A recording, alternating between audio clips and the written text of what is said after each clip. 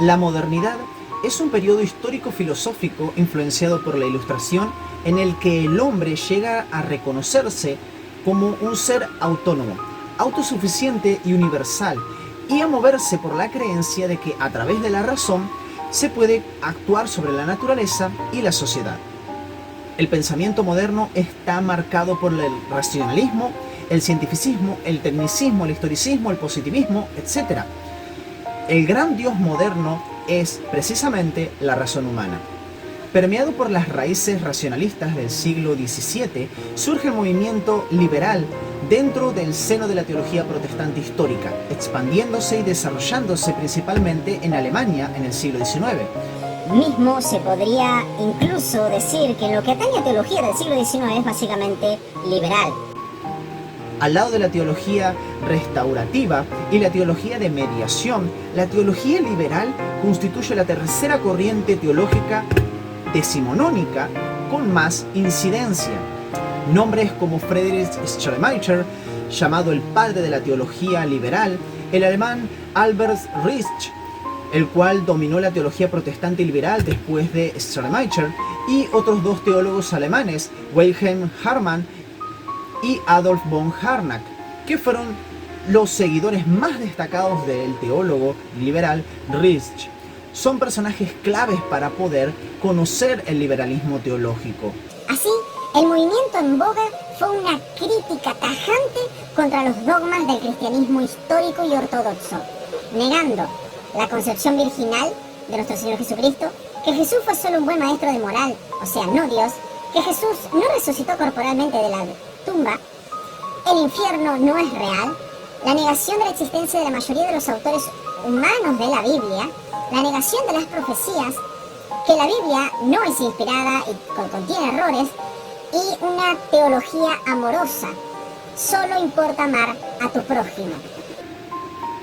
Así, para el siglo XX, la mayoría de los seminarios, tanto de Europa como de América, estaban en manos de los teólogos liberales, y eran pocos los cristianos, tanto católicos como protestantes, que se podían oponer o podían ponerse en el frente para luchar. Sin embargo, en el siglo XX llega el pentecostalismo, un movimiento que es en esencia antimoderno, un movimiento cuyas características específicas dejan ver una incompatibilidad totalmente visible entre estos dos movimientos. Un ejemplo básico de esta incompatibilidad es una fuerte creencia que tienen los pentecostales en la Biblia como palabra de Dios. El pentecostal lee las historias bíblicas y se identifica con ellas. El marco mismo epistemológico de muchos pentecostales, especialmente los que viven en el continente africano, en América Latina y en Asia, está muchísimo más cercano a la cosmovisión bíblica de los primeros cristianos que del racionalismo occidental moderno. Gutiérrez Fernández Siqueira, un teólogo asambleano, dirá lo consiguiente: que el pentecostal posee una hermenéutica no naturalista, ya que cree en la intervención de Dios en el mundo. Por lo tanto, se distancia así tanto del deísmo presente en el cesacionismo fundamentalista como del antisobrenaturalismo proclamado por el liberalismo teológico. Incluso, las motivaciones mismas para rechazar el dogmatismo y la teología alimentaron dentro de los primeros pentecostales la expectativa de honrar las escrituras. Los círculos más antiintelectuales del pentecostalismo, por ejemplo, se basaban en una autosuficiencia exagerada de las escrituras para justificar cualquier aversión al formalismo de la dogmática o confesiones de fe. El antiintelectualismo, en cierto modo, manifestó una creencia en la autonomía del conocimiento que llega por la fe. El pentecostal antiguo, entonces, era antiintelectual, no porque despreciara el conocimiento, sino porque creía que el conocimiento tenía como fuente el contacto directo con las escrituras a través de la guía fideística del Espíritu Santo. Sabemos que esto es problemático, sí, pero es instructivo notar que el antiintelectualismo era más un rechazo al formalismo de la época, al contexto de la época, que al conocimiento mismo. Es decir, el miedo de los primeros pentecostales era terminar como los propios liberales.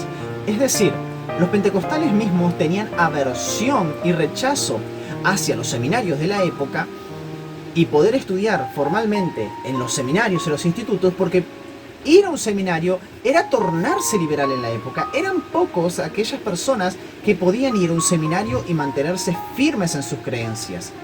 No es que se despreciara el conocimiento, y mucho menos el conocimiento teológico per se, o mismo tener una confesión de fe. Mismo William Seymour, el cual trae como su raíz del movimiento metodista, formula cierta confesión de fe o cierta dogmática para Calle Azusa, en el cual se presentan las doctrinas fundamentales que trajo este movimiento especialmente. Mismo, la hermenéutica pentecostal no cree que los pentecostales tengan la lectura más precisa del texto bíblico. No hay tal pretensión altanera en el movimiento pentecostal, y desde el principio los pentecostales usaron el método histórico gramatical como oposición al liberalismo teológico que destruyó los seminarios teológicos de fines del siglo XIX, los cuales utilizaban un método crítico efectivamente lleno de prejuicios en cuanto a lo sobrenatural y en cuanto a la Biblia como inspirada y autoridad como palabra de Dios. Por lo tanto, cualquier concepción milagrosa o mismo esta concepción y cosmovisión en cuanto a Jesús como hombre y como Dios era plenamente rechazada. Por otra parte, el pentecostalismo constituyó un grupo evangélico que más supo aprovechar la hermenéutica desarrollada a partir de los años 1960. En especial, las contribuciones sobre la lectura narrativa, la crítica de la escritura y el rol de la experiencia del lector, sin despreciar su compromiso con la visión del Evangelio de las Escrituras. Por eso es que vamos a poder ver que mucho de la teología académica pentecostal trae esta cuestión de ver el apartado crítico en cuanto a crítica textual para poder entender cómo es que Lucas vacía efectivamente su teología de la Septuaginta y de la concepción pneumatológica del Antiguo Testamento en cuanto a Septuaginta, trayendo muchísimos vocablos y muchísimas cuestiones que le ayudan al autor, el cual es Lucas, a poder transmitir su teología. Y es que fue bajo el deísmo y el racionalismo del siglo XVIII en el que se propagó la aceptación en el mundo teológico e inevitablemente en varias iglesias históricas que solamente las porciones didácticas o doctrinales de la palabra fueron plenamente inspiradas. Pero no obstante, las porciones históricas no.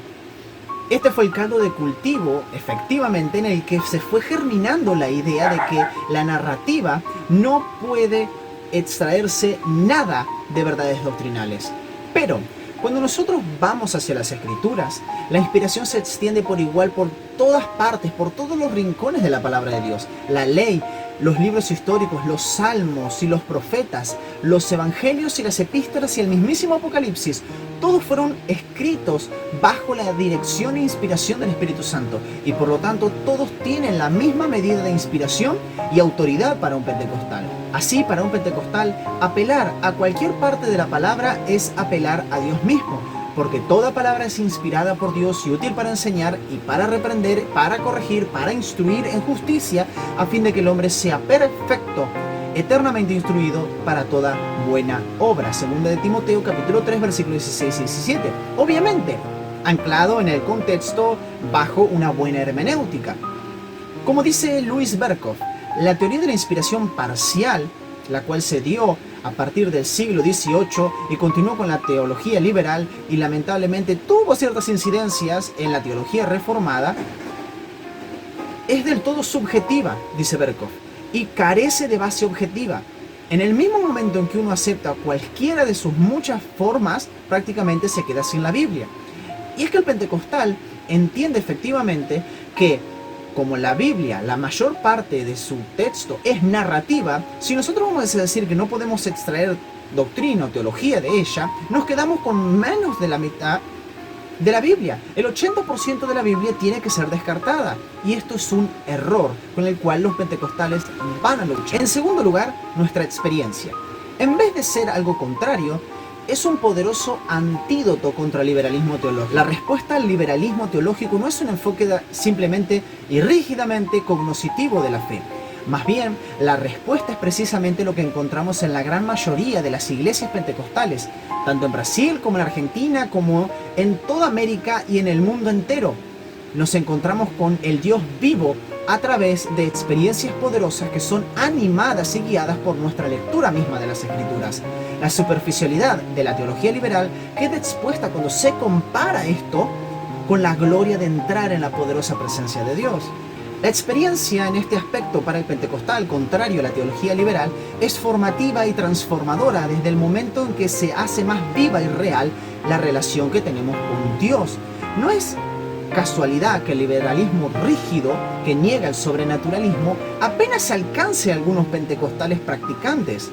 El liberalismo ilustrado no tiene argumentos cognoscitivos convincentes ante cualquiera que crea que Dios habló y actuó en el momento de su necesidad. Esto es tan así que Robert P. Menzies, un teólogo de las Asambleas de Dios, va a declarar lo consiguiente: mientras los liberales esperaban traducir la Biblia para el hombre moderno en un proceso científico de desmitologización, los pentecostales no se guiaron por la racionalidad ilustrada con su naturalismo científico, y por lo tanto continuaron orando a Dios pidiendo la sanidad del cuerpo y la llenura del espíritu.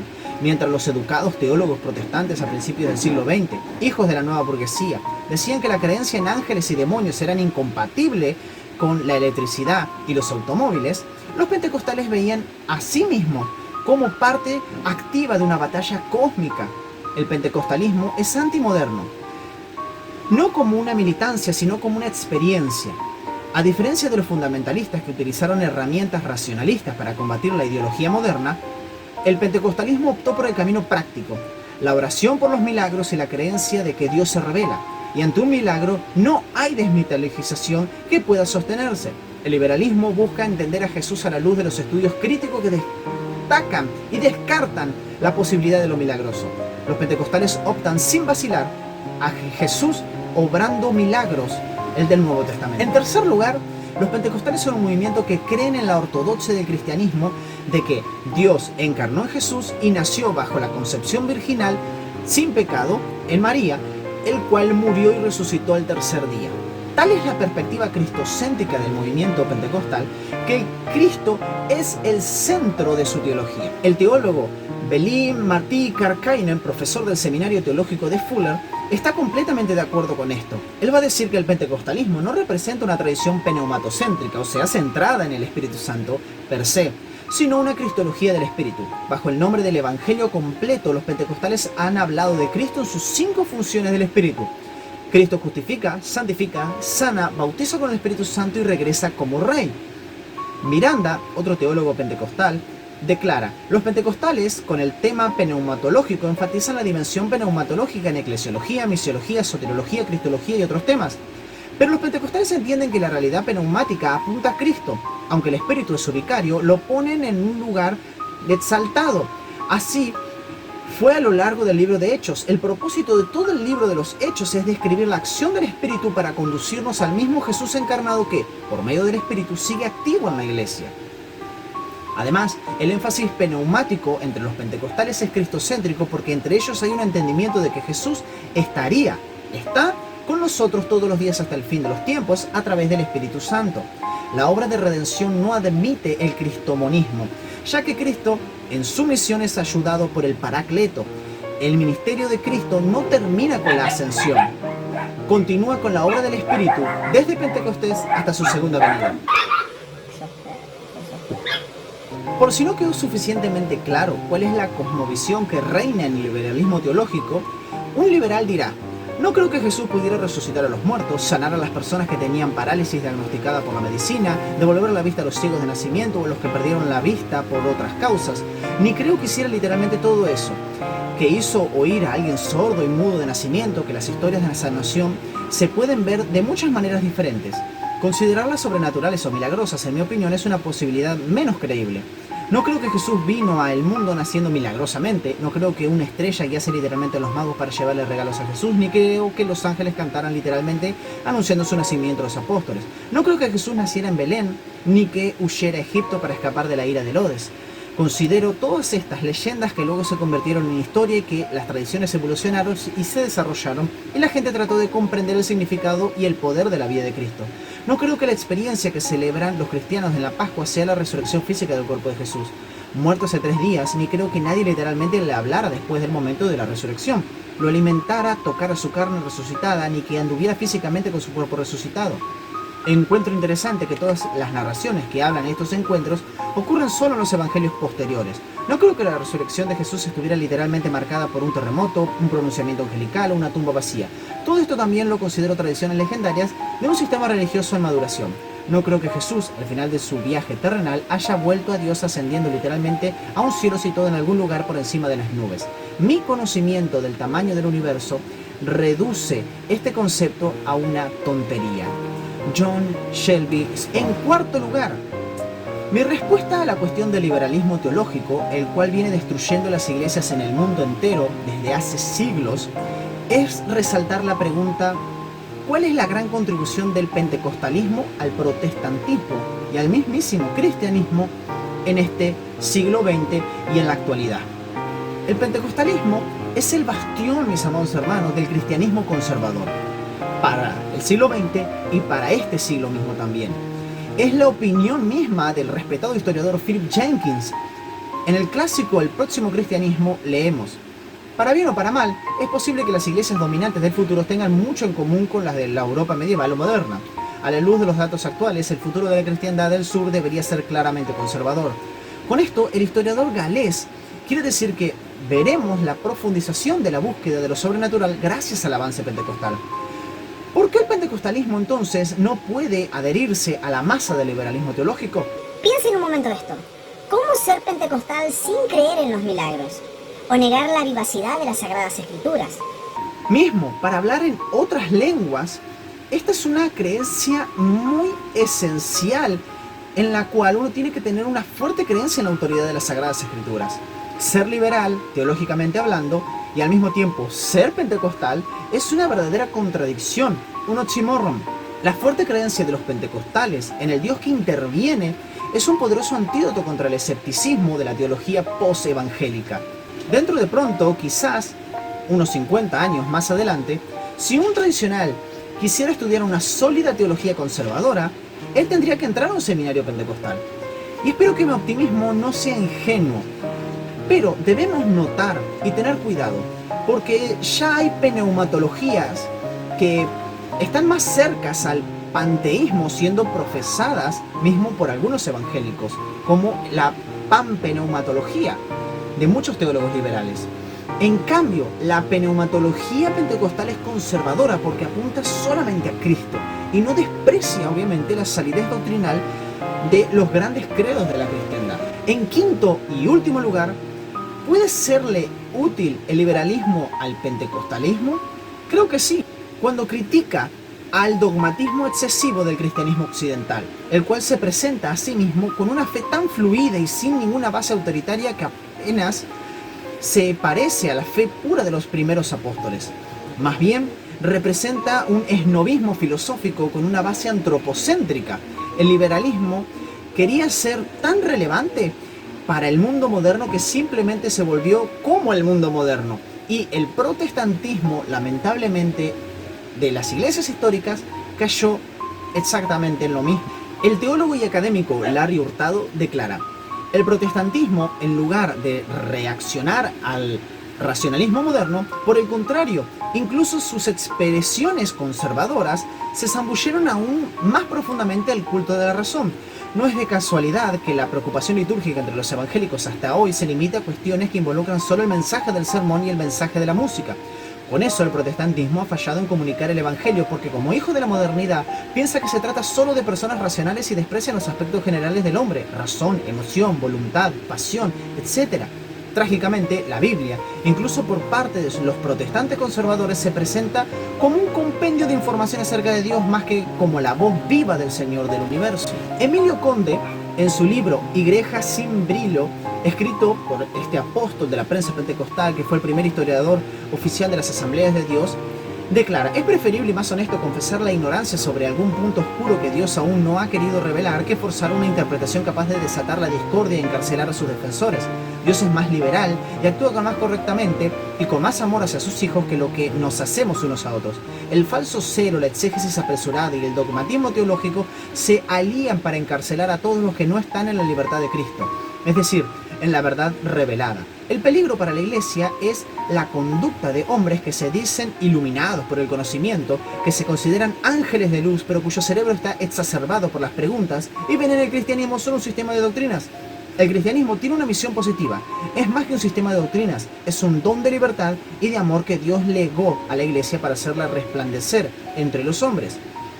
Conde, al hablar de los riesgos del dogmatismo religioso, esta práctica de reducir el cristianismo a una dimensión simplemente cognoscitiva y a un mero sistema de doctrinas, que en ocasiones se impone a través de aparatos institucionales para coartar el libre pensamiento teológico, considerándolo infalibles las doctrinas de una determinada tradición, puede perfectamente ser catalogado como una expresión liberal.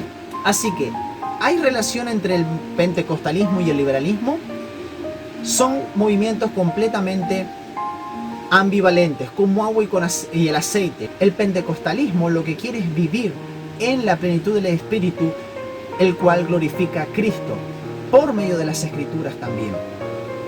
En este aspecto nosotros debemos entender que el pentecostalismo se posiciona como un movimiento conservador, como un movimiento revitalizador y como un movimiento que es completamente antimoderno, en comparación a la expresión del protestantismo histórico y la expresión lamentable de la teología liberal.